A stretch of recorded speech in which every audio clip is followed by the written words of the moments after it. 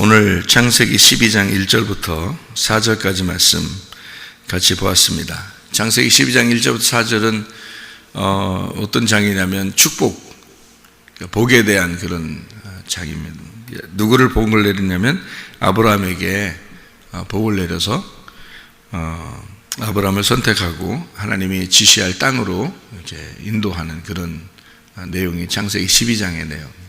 창세기 12장이 나오면은 그 앞에 바벨에 대한 이야기가 나오고 11장에 그 바벨 때문에 사실은 이제 하나님께서 창세기 12장에 있는 아브라함을 선택하셨다 이렇게 볼 수도 있는 거죠. 또 아브라함을 선택하려고 하니까 그 앞에 있는 11장을 놓고서 하나님이 언어를 혼잡하게 하고 이제 흩으시는 그런 장면들을 우리가 볼 수가 있죠. 창세기 12장 전까지는 말이에요. 창세기 12장 전까지는 언어가 같았습니다. 잘 생각해 보세요, 여러분. 창조 때, 창세기 1장, 2장, 창조 때 하나님이 아담과 하와를 창조하시고 그리고서 언어가 다 같았어요. 언어가 하나밖에 없었어요. 종교도 하나입니다. 하나님만 믿는 거예요. 아무 종교가 없어요, 다른 종교가. 그러니까 수천 년을 그들은 하나의 종교 그리고 하나의 그 민족으로 하나의 그 언어를 가지고 살았어요. 그러니까 그 사람들은 뭐든지 할 수 있었습니다. 그죠? 노아 홍수가 나서 다 멸망하고 난 다음에 그들이 다시 이제 노아 자손들로 인해서 이렇게 쭉 이제 흩어졌는데 그 사람들이 흩어져서 다시 모였어요. 이제 어제 용사들이 다시 뭉쳤다. 그래서 나가가지고 다시 뭉쳤거든요. 그게 이제 창세기 11장이에요. 다시 뭉쳐서 모였는데 왜 모였을까? 이 사람들이 뭐하러? 탑을 쌓으려고 모였어요. 탑은 어떤 탑이냐면 하나님 앞에까지 올라가지 않은 탑이었어요. 그걸 이제 바벨에 있는 이제 그 흩어졌다 해서 그 바벨이고 그 바벨에 있는 탑이라 해서 바벨탑이라 사람들이 그렇게 얘기를 하고요. 사실은 그 탑이 세워진 장소가 신할 땅입니다. 신할 땅.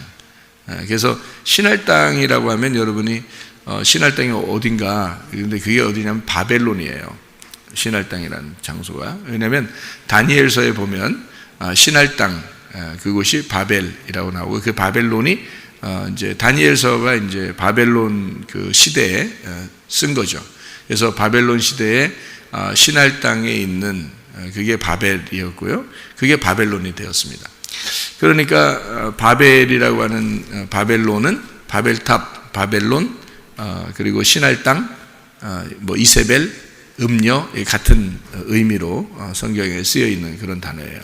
그러니까 그게 여러분이 이제 이 성경을 이렇게 보면 요한계시록을 보면 음녀가 나오는데 음녀는 큰 성이라 그래요. 그 큰 성은 뭘 의미하는 거냐면 바벨탑에 대한 그런 얘기고요. 그 바벨탑에 대한 이야기가 옛 성전에 대한 이야기예요. 이게 요한계시록을 이제 요약할 수 있는 큰 이제 줄기인데요. 그래서 성경을 거기에 이제 그렇게 요약을 할 수 있으면 이게 옛 성전이 무너지고 새로운 성전이 이제 세워져야 된다. 그런 옛 예루살렘이 무너지고 새로운 예루살렘이 세워진다. 그러니까 새로운 예루살렘, 새 예루살렘이라고 그러죠. 요한계시록에는 새 예루살렘 그러면 그게 신부예요. 그러니까 옛 예루살렘 그러면 음녀입니다. 그러니까 신부와 음녀를 비교한 거죠. 그러니까 요한계시록은 결국에는 신랑과 신부에 대한 이야기고요. 요한계시록은 신랑과 신부에 대한 이야기를 하려고 하다 보니까 반대를 써야 되겠죠. 그래서 음녀와 짐승에 대한 이야기가 쓰여 있는 겁니다. 그러니까 신랑과 신부, 신랑의 반대편에 있는 게 짐승이고요. 신부의 반대편에 있는 게 음녀예요. 그러다 보니까 음녀와 짐승을 쓴 거예요. 요한계시록은. 요한계시록을 보면 음녀 짐승에 대한 이야기가 많죠. 그죠? 왜 그러냐면 이게 큰 줄기이기 때문에 그렇습니다. 요한계시록을 쓴 어떤 목적과도 같은 거죠. 그래서 음녀 짐승을 쓰고 그다음에 이제 신랑과 신부에 대한 이야기를 쓰고요. 그러니까 마지막 결론 부분에서는, 요한계시록의 마지막 결론 부분에서는 신랑과 신부가 결혼하는 것으로 나오죠. 그러니까 결혼하려니까 음료와 짐승을 파괴시키는 겁니다. 그러니까 음료와 짐승을 파괴시킨다 그러니까 여러분이 음료와 짐승을 뭐 어떻게 파괴시키니까 음료는 어떻게 생겼을까, 뭐 짐승은 어떻게 생겼을까, 뭐 이렇게 연구하는데, 그게 바로 뭐냐면 우리의 옛날 성전, 우리의 옛날 예루살렘을 얘기하는 거죠. 그러니까 옛 예루살렘, 옛 성전을 의미하는, 그것이 파괴가 된다는 얘기고요. 그러니까 새로운 예루살렘, 새로운 성전이 세워진다. 요거를 얘기하기 위해서 딱 큰 줄기를 요한계시록을 만드는 거예요. 그러니까 그것만 우리가 좀 생각을 하고 요한계시록을 봐도 그렇게 어려운 내용이 아닌 거죠. 근데 그런 걸 생각을 못하면, 그 구분을 못하고 성경을 보면 요한계시록에 다 비유와 은유 같은 것으로 되어 있기 때문에 굉장히 어렵게 느껴지죠. 근데 사실은 큰 줄기는 그거예요. 그걸 쓰려고 사실은 요한계시록을 쓴 거나 마찬가지죠. 그렇게 하다 보니까 이제 교회에 대한 이야기를 먼저 얘기를 했고, 요한계시록 같은 데서도 교회, 그리고 마지막에는 그 교회가 그리스도와 이제 그 교회가 이제 결혼하는 그런 신부에 대한, 신랑과 신부에 대한 이야기를 한 것이고요. 그리고 이쪽 이제 그 앞에 부분에서는 짐승과 음녀를 멸망시켜야 되는데, 그 짐승의 반대가 어린 양이죠. 그래서 마지막 신랑을 어린 양으로 놓은 거예요. 마지막에 어린 양. 그러니까 어린 양은 항상 짐승에게 비하면 죽임을 당하는 거죠. 죽임을 당하는 어린 양이 부활하신 어린 양이 되시니까 죽임 당하신 어린 양을 생각하는, 다시 말하면 우리의 자랑할 것은 십자가밖에 없다. 십자가에서 돌아가신 예수님, 그분 그 십자가에 돌아가신 예수님이 영광의 면류관을 쓰신 분이다. 이렇게 되죠. 가시면류관 쓰고 돌아가신 분이 영광의 면류관이다. 그 가시면류관이 그런 얘기가 되는 거죠. 그래서 우리가 가시면류관이에요. 사실은 우리가 가시니까, 우리가 예수님을 찔러서 예수님 피나게 하고 우리가 가시가 됐는데, 근데 그 주님이 우리를 뒤집어 쓰고 죽으신 거죠.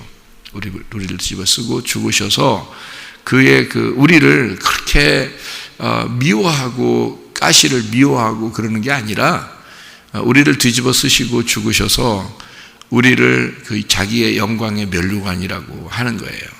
그러니까 우리가 주님의 영광의 면류관이 되는 거죠. 그냥 막 면류관이 되는 게 아니에요. 가시 면류관이 된 사람이 그거를 깨닫고 영광의 면류관이 되는 거예요. 그 영광의 면류관은 부활의 예수님을 말하는 겁니다. 영광의 면류관. 가시 면류관은 고통받으시고 죽으시는 예수님을 말하는 거고요. 그러니까 내가 그 주님의 죽음에 같이 동참한 사람은, 그러면 영광의 면류관, 부활의 예수님과 동참하게 된다, 이런 말이 되는 거예요. 이게 무슨 말인지 아시겠죠? 그래서 우리가 그리스도의 그 죽음에 동참하고 그리스도의 부활에 동참하게 되는 것은 그 죽음까지 동참하는 거예요. 그러면 부활의 면류관은 받는 거니까 같이.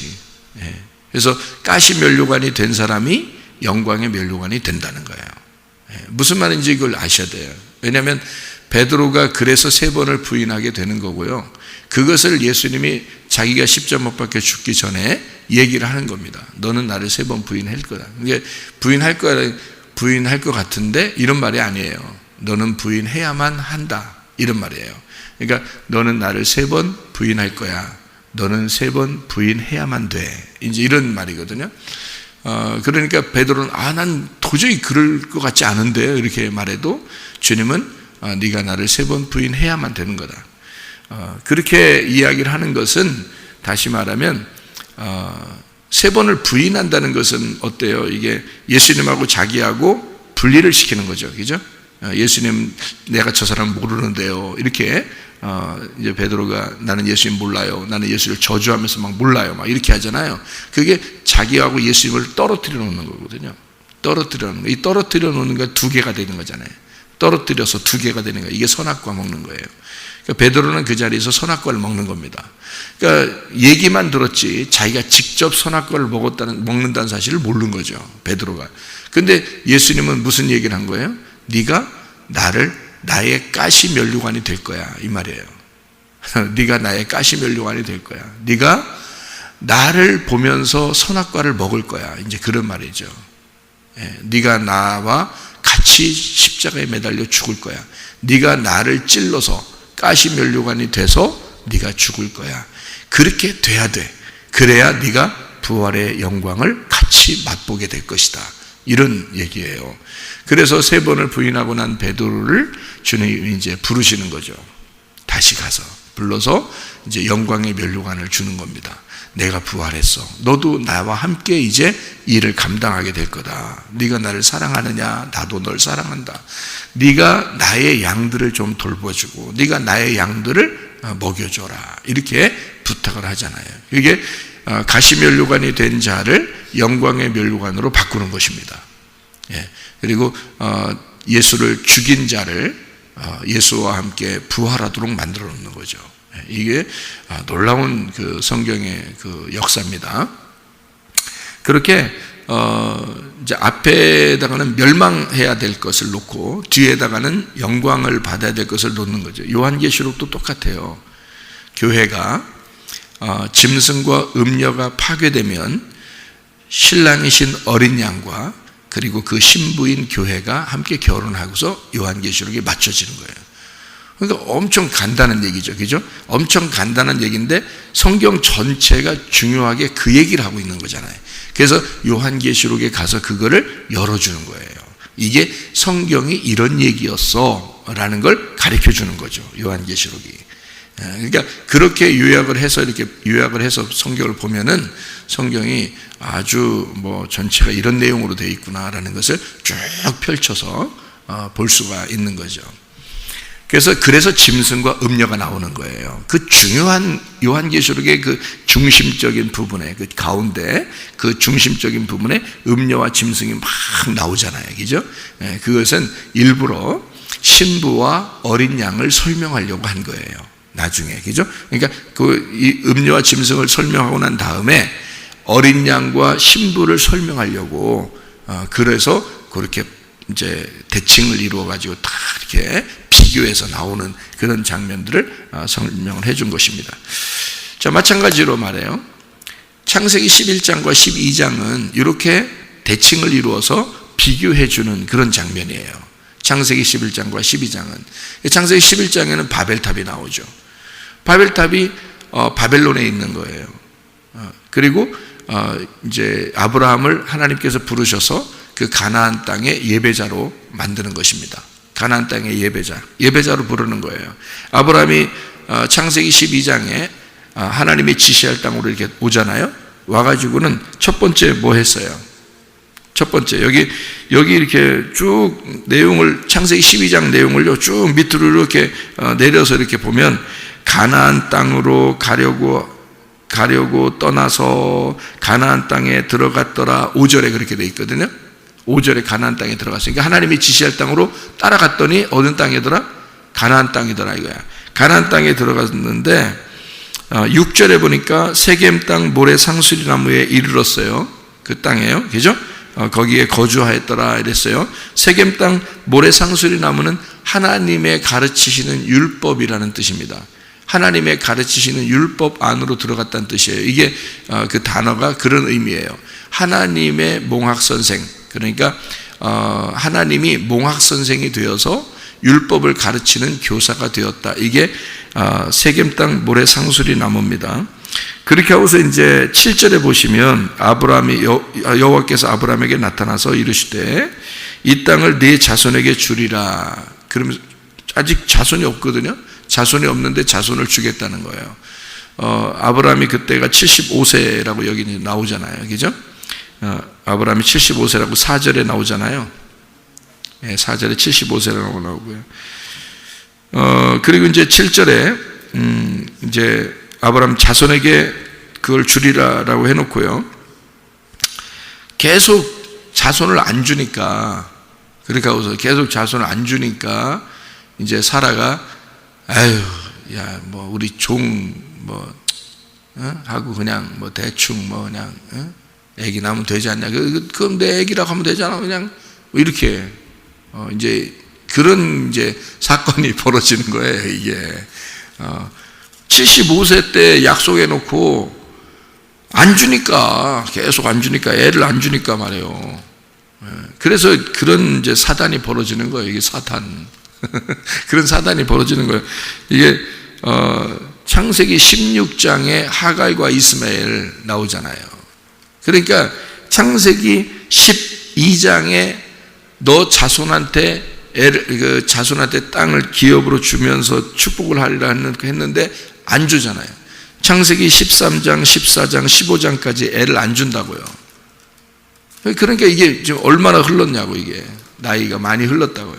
흘러가지고 지금, 나이는 먹고 가고 있는데 점점 나이는 75세에 불러가지고요. 75세 때 불러서 나이는 먹어가는데 애를 안 주는 거예요. 그러니까 이게 어떻게 되는 거예요? 몇 살이 되냐면요.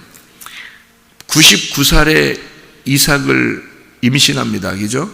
이제 그 아브라함이 99살 때 이삭이 생겨나요. 그래서 100살 때 아기가 나오는 거거든요. 100살 때. 그러니까 100배의 결실을 맺는 거예요. 그게 이삭이. 그러니까 이 아브라함이 99세 때 애를 이제 갖게 됐으니까 거기서부터 13년을 빼면 말이에요. 13년을 빼면, 그죠? 그러면 나이가 나오겠죠. 그때까지 애를 안 준 거예요.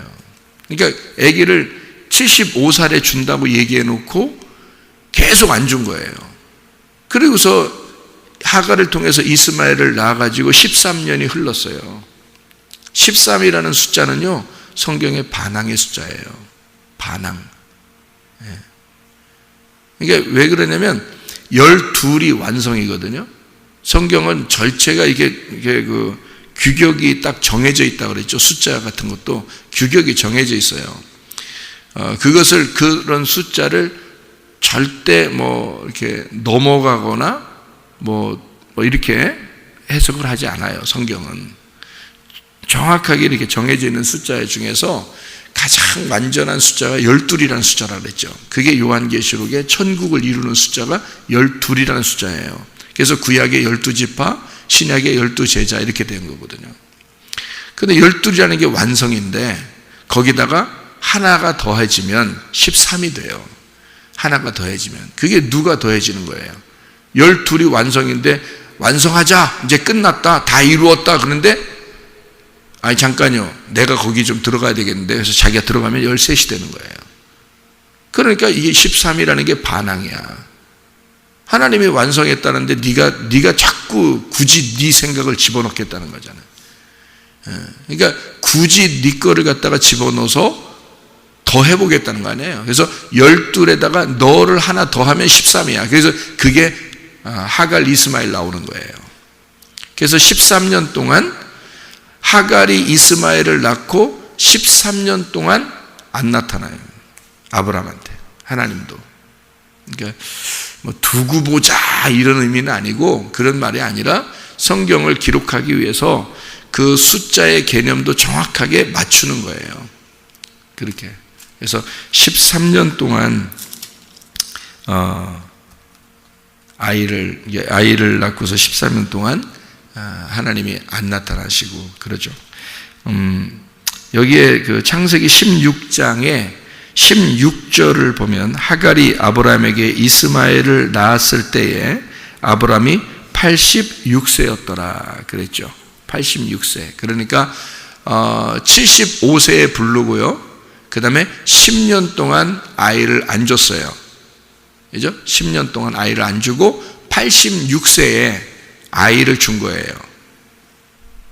무슨 말인지 알겠어요? 예, 그러니까 왜 10년 동안 아이를 안 줬냐면 그 10년의 기간은 말씀이 내 속에서 잉태되는 기간이에요. 이렇게 말씀이 잉태가 되는 기간이라고. 그래서 10달 동안 아기들이 뱃속에 있는 거예요. 10달 동안. 그리고 10계명이 있는 거고요. 10개의 언약 이게 있는 거고요. 성경에 10개의 약속, 10개의 계명 이것이 있는 거고요. 우리 뱃속에도 10달 동안 말씀이 이제 잉태가 돼야 되는 거거든요. 그래서 75세에 부르시고, 사실 아브라함과 사라 입장에서는 굉장히 이게 답답한 게 한 거죠. 얘기해놓고 왜 자손을 축복한다 해놓고 왜 우리한테 아기를 안 주나? 이래서 답답한 거죠. 그 답답한 마음으로 있는 게 10년이 지난 거예요. 근데 하나님은 답답한 게 아니야. 그게 10년이 반드시 지나야 됐었거든요. 근데 자기들이 답답하니까 이제 하갈을 통해서 이스마엘을 낳게 된 거예요. 그러면 이스마엘 낳으니까 아유, 사람들이 그렇게 잘못하니까 하갈 이스마엘 낳으니까 그래, 꼴 좋다, 믿음의 조상이라 그러면서, 그래, 젊은 여자 주니까 얼른 줘가지고 이스마엘이나 낳고 또 이스마엘에게나 축복해 주십시오. 하나님한테 그게 할 소리요. 또 그렇게 얘기하고 잘났다, 이렇게 우리가 얘기하면 안 되는 거예요. 여러분 같으면 안 하고서 그렇게 하나님이 약속했는데 10년이 지났어요. 아닌가? 이러지 않겠어요? 이거 아닌가? 10년이 지났어요. 그리고 하갈을 통해서 이스마엘 낳았어요. 하나님이 안 나타나요. 그러면 몇 년을 안 나타난 거야? 생각을 해보세요. 10년이 지났으니까, 10년 지나고 13년이 또 지났으니까 23년이라고 해요. 그래서 이제 아기 임신하는 기간까지 해서 하면 24년, 25년이 된단 말이에요. 그러면 그 기간 동안 하나님이 아기에 대한 약속을 안 한단 말이에요. 75살에 약속해 놓고, 75살에 분명히 약속했어요. 75살에 가나안 땅에 들어오게 됐고요. 네 자손에게 이 땅을 주리라라고 얘기했어요. 그래 놓고서 아기를 안 주고서 23년, 24년, 25년이 지났다고요. 그러니까 이건 답답할 만도 하단 말이에요. 그렇지만 하나님 입장에서는 그게 약속이니까 생각을 해보세요. 75살에 약속을 했지만 하나님의 마음에는 몇 살에 주기로 약속한 거 생각하고 있는 거예요. 100살에 주기로 약속하는 거예요. 왜 100살에 주기로 하나님은 계획을 하고 계시냐면 성경의 100배의 축복이기 때문에 그래요. 아브라함이 100배의 축복을 받아야 되기 때문에 아브라함을 믿음의 조상으로 불러야 되기 때문에 그런 거예요. 하나님의 계획인 거죠. 아브라함을 하나님의 계획에 의해서 100배의 축복을 주기로, 그러니까 이 사람은 내가 선택한 100배의 축복을 주기로 선택한 사람이야. 그러니까 100배의 결실을 맺어야 돼. 그러니까 몇 살에 아기가 나와야 되면 100살에 나와야 돼 라고 하나님이 결정해 놓고 있었단 말이야. 결정해 놓고. 근데 그 앞에 자발 없이 하갈을 통해서 이스마엘을 낳았다고 우리가 볼 때는 믿음의 조상이 꼴 좋다 이렇게 말할 수 없는 게 왜 그러냐면 성경은 다 규격을, 울타리를 딱 쳐놓고 성경을 써놓기 때문에요. 이게 예사롭게 일어나는 일은 하나도 없습니다. 성경이요. 그러니까 아브라함이라는 사람, 그 속에서 나온 아이가 둘이 있어야 되는데, 대표적으로 둘이 있어야 되는데 이스마엘과 이삭이 돼야 되는 거예요. 하나는 장자, 하나는 차자가 돼야 되는 거예요. 그래서 이거를 첫째 아담과 둘째 아담이 돼야 되는 거죠. 그러니까 아브람이 이삭을 낳기 전에는 아브람이란 말이에요. 아브람, 자기 혼자 왕이란 말이에요. 자기 혼자 왕이야. 근데 이삭을 낳고 난 다음에는요, 아브라함이 되는 거예요. 아브라함은 민족의 아버지가 되는 거죠. 그러니까 믿음의 조상이 되는 거예요. 그러니까 이게 완전히 전환되는 그거죠. 그러니까 이스마엘을 낳을 때도 하나님이 그냥 두는 거예요. 이스마엘 낳을 때도 그냥 둬. 그리고서 13년, 이것은 너에 의해서, 그러니까 첫째 아담이 스스로 선악과를 먹은 거야. 첫째 아담이 스스로 선악과를 먹은 거잖아요. 하나님 먹으라고 해서 그런 게 아니잖아요. 스스로 먹은 거잖아요. 그거를 스스로 사라를 통해서 하갈을 맞이하고 그리고 이스마엘이라는 열매를 먹어버린 거잖아요. 이게. 그러니까 이게 아브라함이 사라를 통해서 이스마엘 하갈을 받아들이고 이스마엘을 낳았다라고 하는 게 뭐를 얘기하려고 한 거예요. 그러니까 선악과를 얘기하려고 했던 거예요. 그래서 선악과를 얘기하려고 했기 때문에 갈라디아서 4장에 하갈과 사라에 대한 이야기가 나오는 거고요, 이스마엘과 이삭에 대한 이야기가 나오는 거예요. 그게 하나는 율법에 대한 이야기를 하고 하나는 은혜, 복음에 대한 이야기가 나오는 거죠. 이거를 갈라디아서 4장에 바울이 정확하게 구분을 해놓은 거예요. 어떻게 알았기 때문에? 지혜로 이걸 깨달은 거죠.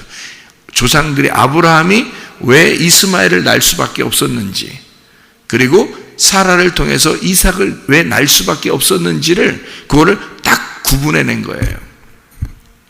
이게 율법과 은혜에 대한 이야기였다라고 하는 것을 바울이 해석해낸 겁니다. 그게 갈라디아서 4장이에요. 그러니까 우리의 진짜 자유한 어머니는 사라이다. 종된 여자에게서 나온 자가 이스마엘이다. 그래서 율법, 그리고 자유한 자를 통해서 나온 이삭, 우리에게 은혜가 되시는 복음, 예수님을 의미하는 것이다 라고 설명을 한 거예요. 그것을, 그러니까 일부러 아브라함이 13년 동안 하나님이 나타나지 않는 하갈을 통해서 이스마엘을 낳았을 때 너는 나에게 반항한 거야, 너는 나에게 반기를 든 거야, 네가 나를 침범한 거야. 그게 뭐냐면 선악과잖아요. 선악과. 그거를 아브라함이 이 사례를 통해서 이걸 선악과를 먹어버린 거죠. 그게 이 선악과가 하갈이었던 거고 이스마엘이었던 겁니다. 그죠? 그래서 그게 율법이라는 거예요. 율법. 그냥 뭐 선악과 그러면 괜히 율법, 무슨 공식처럼 무슨 얘기하는 것처럼 그냥 얘기하는 줄 알지만 그렇지 않아요. 성경은 다 정해져 있기 때문에 그런 거고요. 그게 바울도 그렇게 해석을 했단 말이에요. 그러니까 그런 탐욕이죠. 탐욕, 아브라함의 탐욕, 사례의 그 탐욕. 그러니까 아기를 가져야만 하는데 라는 자기들이 결정했던 그 아기, 그게 이제 이스마엘이었던 거죠. 그런 탐욕에 의해서 선악과를 먹었고 그 탐욕은 우상숭배가 되었고 그거를 정죄하는 것이 율법이 되는 겁니다. 무슨 말인지 아시겠죠? 그렇게 오게 된 거를 이삭을 낳음으로써 100배의 축복을 받게 되는데 그게 100살의 아기를 낳는 거예요. 100살에. 그러니까 하나님은 어차피 이스마엘이 나든 안 나든 이삭은 100살에 낳게 돼 있었던 거예요. 약속이. 그러니까 하나님은 미리 부르시고 그 다음에 율법 안에 집어넣었다가 다시 하나님의 은혜로 100살의 아기를 낳게 되었어요. 그리고 그거를 정확하게 깨닫게 해주는 것이 창세기 22장입니다. 그 22장에 이삭을 드리라고 하는 거죠. 하나님이 아브라함 보고 그게 누구 거라는 얘기예요. 자기의 아들이라는 겁니다. 그러니까 아브라함이 낳았지만 결국 하나님은 자기 아들로 선포하는 겁니다. 그날 네 아들이 아니고 내 아들이야. 이거는 그러니까 네 아들은 쫓겨났어. 이스마엘 쫓겨났어. 그리고 내 아들을 네가 키우게 될 거다. 내 아들을. 그래서 그날 자기 아들이라는 걸 선포하는 날이에요. 이삭을. 네가 낳았지만 그게 누구를 낳은 거냐면 내 아들 예수를 낳은 거야. 그게 이제 하나님의 그 선포예요. 그날 아브라함하고 완전히 끊어놓고 자기의 아들을 이삭이라는 자기의 아들을 아브라함에게 다시 안겨주는 거죠. 참 놀라운 장면이죠. 그리고서 이제 아브라함의 역사역은 끝나는 거예요. 그렇게 하고서 그 다음에 바로 이어서 이삭이라는 사역이 나오는 겁니다. 이제 아브라함을 이어서 믿음의 조상이 이삭이 되는 거죠. 그리고 아브라함이 이삭으로 이제 믿음의 조상이 연결되고 그리고 난 다음에 이삭이 바로 야곱에게 또 넘겨주는 거죠. 야곱에 넘겨줘서 그 야곱에게 넘겨준 그 믿음의 조상 야곱이 이스라엘이 되는 겁니다. 이스라엘. 그래서 모든 사람들이 다 하나님의 백성 이스라엘이 되도록 만드는 그게 이제 하나님의 왕자들을 만드는 거죠. 그게 성경의 이 창세기의 역사예요. 창세기 역사. 그러니까 창세기의 역사의 가장 그 포인트, 그 전환점을 가져온 게 창세기 12장인 거죠. 12장. 그 앞에까지는 어떻게 했다고요? 족속이 하나고 언어도 하나고 민족도 이게 다 하나예요. 한 민족이에요. 자기 백성들, 한 민족이고요. 그리고 하나의 언어를 가지고 있어요. 종교도 하나예요. 하나님만 오직 믿는 거예요. 다른 종교라는 게 없어요. 오직 하나님만 믿는 건데요. 근데 진짜 하나님을 믿는 게 뭐냐라는 것을 12장에서 가르쳐 주는 거예요. 11장까지 그러니까 뭐 어떻게 했다는 거예요? 가짜 믿었다는 얘기예요. 하나님을 믿긴 믿는데 막연히 하나님을 믿었다는 얘기예요. 여러분 교회 나와서요, 둘 중에 하나입니다. 교회 나오면 둘 중에 하나로 하나님을 믿어요. 여러분이 막연히 성경도 제대로 모르고 막연히 그냥 하나님을 믿는다고 찾아가는 사람들이 있어요. 그게 바벨탑의 예배입니다. 근데 분명하게 하나님이 나를 부르시고 하나님이 내게 말씀하셔서 가슴으로 하나님을 만난 사람이 하나님의 섬기심으로 하나님을 믿는 사람이 있어요. 그 사람이 창세기 12장이에요. 그러니까 창세기 11장으로 믿는 사람이 있고요, 창세기 12장으로 믿는 사람이 있단 말이에요. 그러니까 완전히 다른 거죠. 이게 믿음 자체가 반대예요. 그거를 구분을 정확하게, 바울이라는 사람은 이게 헬라 지식을 가지고 있기 때문에요, 이게 선악으로 딱 구분합니다. 그래서 바울이 정확하게 구분해내는 거예요. 한쪽은 율법이고 한쪽은 복음인데, 이 율법은 죄와 사망의 법이다. 이것은 우리를 죽이는 거다. 오라 나는 곤고한 자로다. 이 사망의 법에서 누가 나를 건져내겠느냐. 이 율법을 말하는 거예요. 그리고 거기서 건져내신 그리스도가 나의 주인이 되셨다. 이걸 고백하는 거고요. 그게 생명의 성령의 법이다. 나는 그 안에서 자유할 것이다. 이런 얘기예요. 그러니까 이걸 정확하게 구분해낸 사람, 헬라 철학을 가지고 있기 때문에 그래요. 바울이 헬라 철학을, 그리스 철학을 가지고 있는 사람이고 많이 배운 사람이니까 이게 탁탁 구분이 되는 겁니다. 그래서 구약을 완전히 선과 악으로 그러니까 이걸 율법과 은혜로 정확하게 딱 구분해 버린 거죠. 그래서 딱 나누어 버렸어요. 그게 이제 바울인데요. 우리가 이것을 나누면서 이것은 우리한테 이 성경이 오면서요, 그 과도기죠. 신약을 쓰는 과도기인데 바울이 그때 성경을 쓰는 과정이니까. 근데 우리는 이걸 다 구약과 신약을 다 이제 보는 거죠, 우리가. 그죠? 구약과 신약, 바울 시대만 해도 신약이 없었어요. 완전히 완성되지 않았고 구약만 있었거든요. 그래서 이 사람은 구약을 갖다가 해석을 하면서 편지를 쓴 거예요. 근데 그걸 이제 나중에 사람들이 이걸 모집을 해서 구약과 신약으로 이렇게 모집을 해놓은 책이 이거죠. 이게 성경책이 된 거죠. 지금 우리들의 성경책. 그러니까 우리는 구약과 신약을 딱 나누어서 다 볼 수 있는 거예요. 근데 나누어서 보니까 어때요? 이건 나쁜 놈, 이건 좋은 놈 이렇게 나오지 않았다는 말이죠. 성경을 다 완성을 시켜서 보니까 이게 하나님의 사랑이었더라는 거죠. 이게 하나님의 사랑이었구나. 아하, 이 모든 말씀은 사랑으로 완성되는구나. 이게 결국에는 하나님이 구약의 하나님이 결국에 신약의 하나님으로 우리에게 완성시켜서 우리를 사랑하고자 하는 것이었구나. 우리에게 사랑하시는 하나님이구나라는 걸 깨닫게 되는 거죠.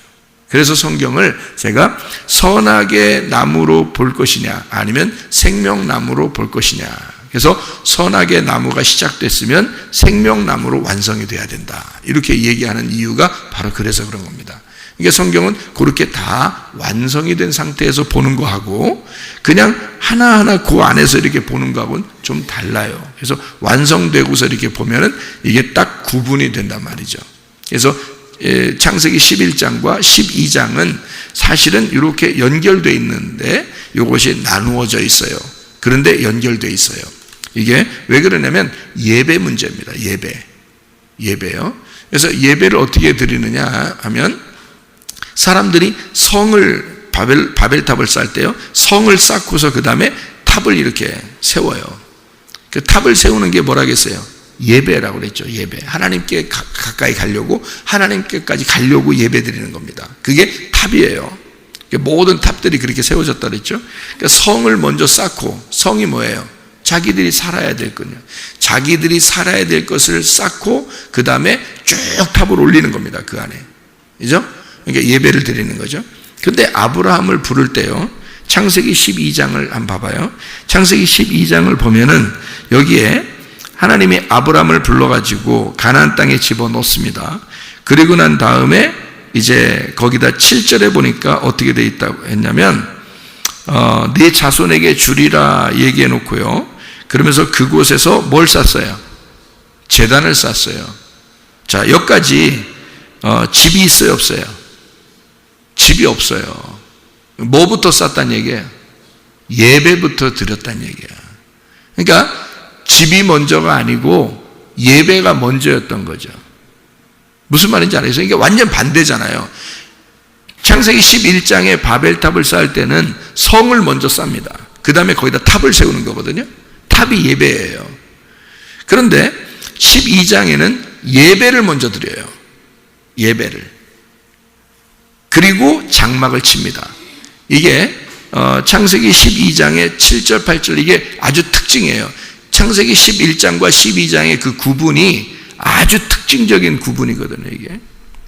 창세기 12장 7절, 8절에 7절에 이제 제단을 쌓고요.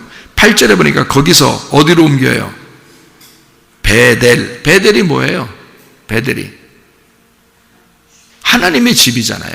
하나님의 집 베델. 거기서 야곱이 하나님 만나잖아요. 베델에서. 이해가 돼요?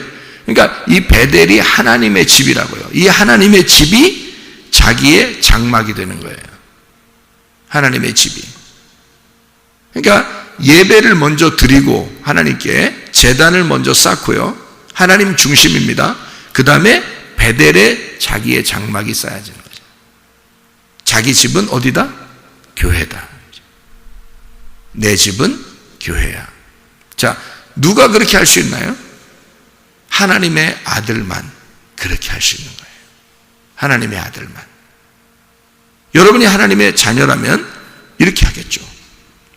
그죠? 먼저 하나님께 예배드리는 하나님 중심으로. 그 다음에 내 집은 어디다? 하나님의 집이다. 이렇게 되는 거죠. 그래서 거기에 옮겨서 베델, 거기에 장막을 쌓습니다. 8절에 기죠? 그러니까 제단을 쌓고 그 다음에 장막을 쳐서 거기서 여호와의 이름을 부르는 거예요. 그러니까 이게 아주 바벨탑하고 이게 완전히 특징적인 그런 얘기고요.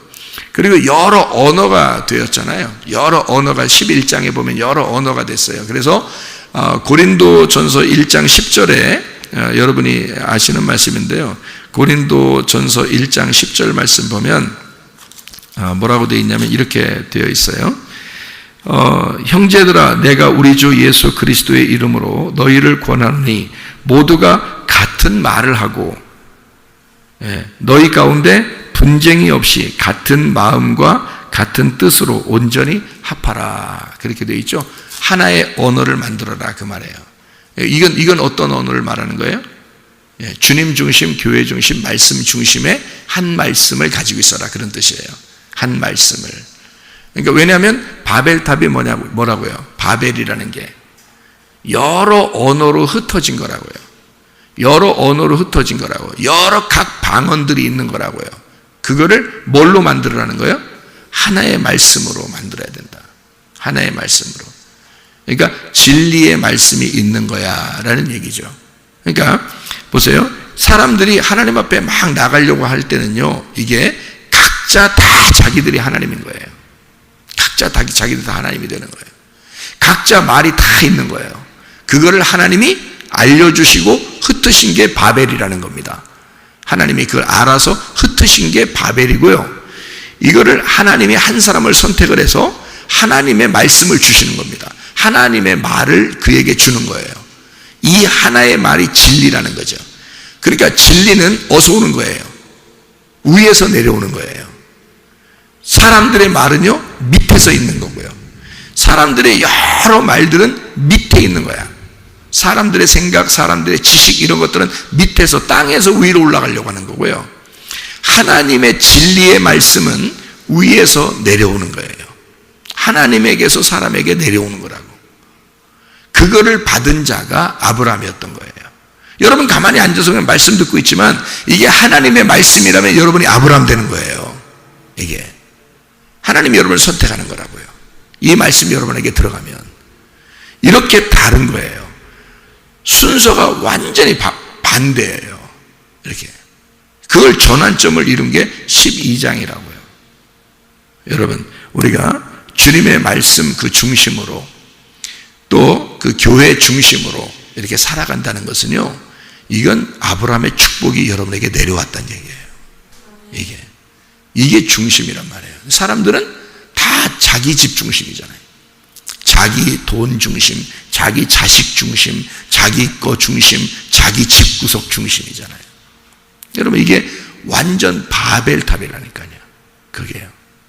바벨탑을 세우고 있는데도 그걸 몰라. 그러면서 하나님 믿는다는 거예요. 그러니까 순전히 자기 하나님 만나본 적은 없고 자기는 순전히 하나님을 섬긴다고 막 올라가려고 하는 거예요. 애쓰는 거죠.